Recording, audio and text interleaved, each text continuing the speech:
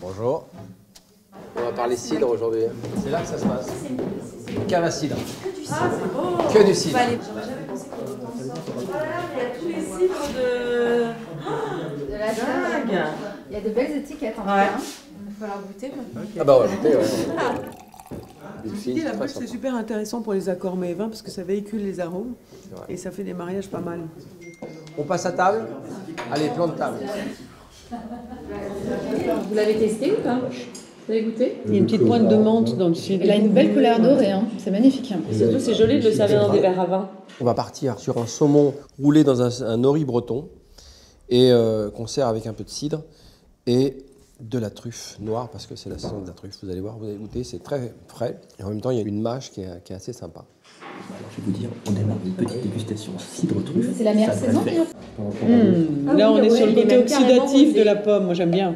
Celui-là, c'est comme un petit bonbon acidulé. C'est super bon. C'est celui-là que celui que tu as, Armand? Non, c'est pas la même mouche. On va avoir d'autres bouteilles, Ils sont le fruit jaune. Ah, ça, je sais pas si je... Ça, c'est bon pour vous le faire.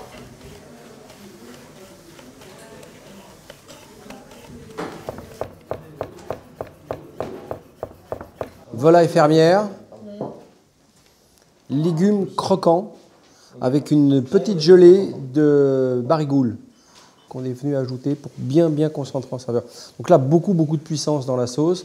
Je prendrais bien un peu de la bouteille que tu gardes précieusement à côté de ta main. Celui-là, le dernier, là. T'as vu comme il est trouble? Ah ben ça, c'est dans son jus, c'est old school, c'est voilà, c'est le terroir. C'est un cidre musclé. C'est vraiment, c'est fou cette diversité, parce qu'on a quand même la troisième, il n'y a rien à voir sur les trucs qu'on Et alors, ce qui est très intéressant dans cette accord, c'est que l'artichaut, très compliqué avec le On a la vin. même étiquette derrière. Ah, justement, avec le cidre, c'est pas mal. Oh, alors ton préféré? Chipote. Là, je ne le partage pas, c'est le mien. Je l'ai adopté. C'est le mien. Voilà.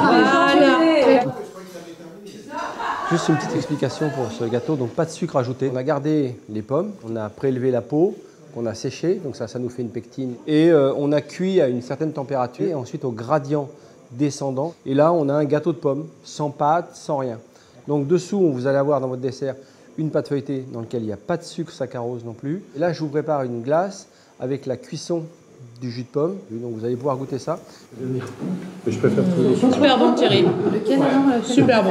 Celui qui... Moi, je trouve qu'il a un côté feuille verte derrière. Ah, c'est bien ce qu'ils mettent la vivacité. Il y a un petit côté mentholé, moi je trouve au nez, et puis quand on le met en bouche, on a un côté tannique aussi. Moi, sur le dessert, c'est celui-là. C'est con parce que, en fait, moi je pense que j'arrête. C'est le brut. Nous on trouve pas ça. Bon, arrêtez de m'énerver. Non, mais je le trouve bien, moi.